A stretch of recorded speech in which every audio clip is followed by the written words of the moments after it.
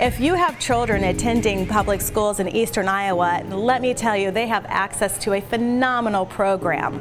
In this segment of Frame, we're learning about the new Arts and Education program established by the Curator of Education for the University of Iowa Museum of Art, Dale Fisher. Dale, welcome to Frame. Thank you so much for being here and sharing knowledge about this program you created. Let's talk about the program. It really comes from making lemonade out of lemons, from my understanding. Right. So give us some background of when you created this program and why. After the floods of 2008, we wanted to keep carrying out our mission, which is to show art to our various audiences. And so since we did not have a building that we could bring students to see the artwork, we decided that we would purchase artwork to take to the schools. And so through a generous family foundation and through donations, through private donors, we were able to put together a collection of art every year that we take out and show to classes, not only in southern Iowa or eastern Iowa, but we go across the state, literally. The first year after the flood, we visited 22 classes, and we thought that that was a lot, you know, because it was our first year.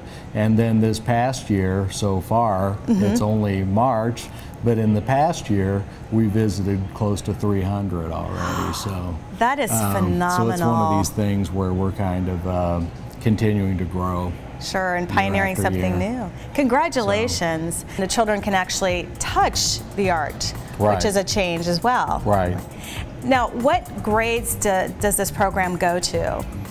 We go through kindergarten through 12th grade. Basically, there's no age group that we feel restricted to, and we go to just as many social studies classes as we do art classes, because 4 out of the 5 collections that we have are based on other worlds and other cultures. So we don't just limit ourselves to the art classes. And that's really the way art is meant to be. Yeah, that was always the nice thing about teaching art, was it's by nature interdisciplinary. It comes out of a time and a place and an idea, and so it just kind of transcends all these boundaries. Do you want to talk about some of the pieces that you have? Yeah, these pieces are not from the museum's collection. They are taken to the schools and they were bought strictly for that reason. We have a rosewood Ganesh figure from India, which is part of our religious devotional objects of India collection.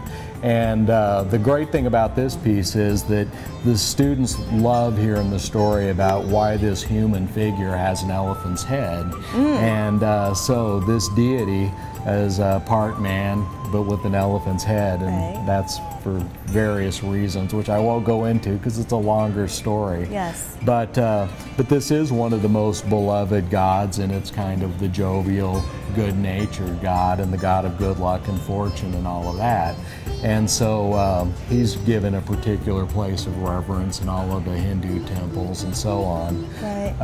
One of the things that I like about this piece here is it has Ganesh's mouse on it, because he has this little helper, and the mouse being Ganesh's vehicle for negotiating the obstacles in the world. If you think about a mouse and how it scurries through the house and along baseboards and around objects in a real quick, expeditious manner, that mouse is what helps Ganesh do this, you know, in the spirit world with the interactions of human beings and people.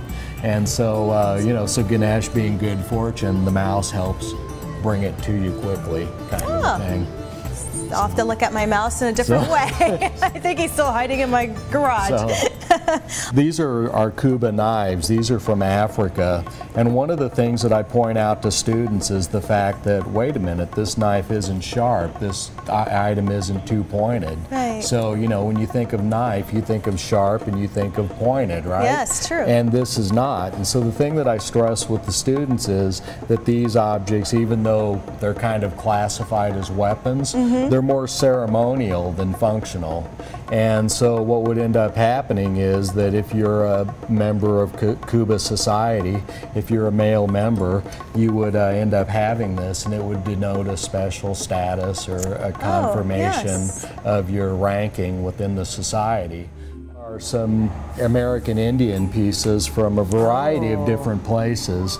One of the things that I didn't want to do whenever I started an American Indian collection was solely focus on the idea that American Indian equals southwestern United States. Yes, so these two pieces are from the southwestern United States. This is from San Ildefonso Pueblo in New Mexico, and this is from Santa Clara Pueblo in New Mexico.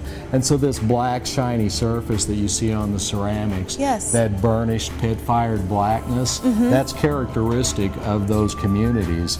But then often in San Ildefonso, you'll see this slip design, this liquid clay painted design on the surface of the piece. But then at Santa Clara, you'll see the design and it's carved into the piece. And so this has a Vanyu, which is the water serpent, carved into it. So whenever you follow his body around the piece of ceramics, you'll see these kind of loopy round forms on the top. And then at the bottom part of it, and especially coming out of his mouth, you'll see this jagged arrow that's pointed out. And so that jagged arrow stands for lightning, and his body takes on cloud forms because this is the spirit that accounts for rainfall. And so he takes on cloud and lightning forms. And so once again, you know, if you take a look at those pieces and you see that and you say, well, there's the water serpent. These are from the desert Southwest, where water is an important and rare resource. A piece that is completely different from anything we've seen. Completely different from everything so far. This is a drawing by James Lemire, who is a Canadian graphic novelist, and he did a book called Tales from the Farm, and this is page 85 from Tales of the Farm. If you take a look at that book, you can go to Daydreams Comic or order it from Amazon.com or whatever and turn to page 85, and this is what you'll see. And so one of the things with this that's nice to talk to students about is the idea of process, because this is an original drawing, but it's not the final product. The book is the final product. And so whenever students look at this, they'll see the non-photo blue lines in here. I see that. They'll see where his ink, where it's splattered, that the people who laid the book out will clean up and so on. They won't see that this hockey playing card is actually painted on a different piece of material and stuck to the surface of this drawing. You have something behind us that I've been waiting to see for quite a while since I met you and learned about your program. This is a Bamana Chihuaro, and the Chihuara is a dance crest, basically. And the Bamana people, they have this creation myth, and they have the idea that their original creator being was this half man, half antelope-like creature, or half gazelle-like creature. And so this figure represents that original creator being for the Bamana people. And so when you look at these, you know, it has antlers like a gazelle or an antelope. It has a mane like that, like those animals do and everything else.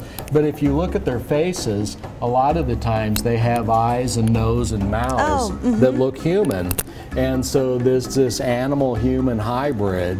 And so basically the story goes that whenever the Bamana creator figure came to Western Africa, started pawing at the ground with his paw and with his hoof, he basically etched into the ground, and where he etched into the ground, those little clumps of dirt ended up becoming the Bamana people. So all the ancestors came from this rooting in the dirt kind of thing.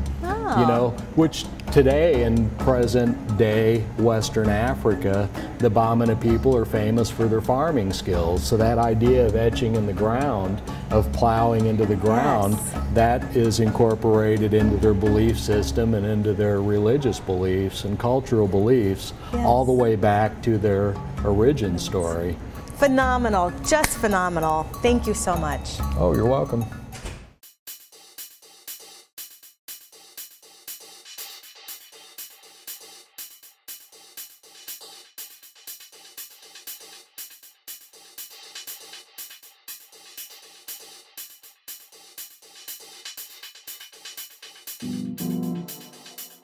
Frame is sponsored by Allegra, Click Marketing Solutions, Style Folio Jewelry,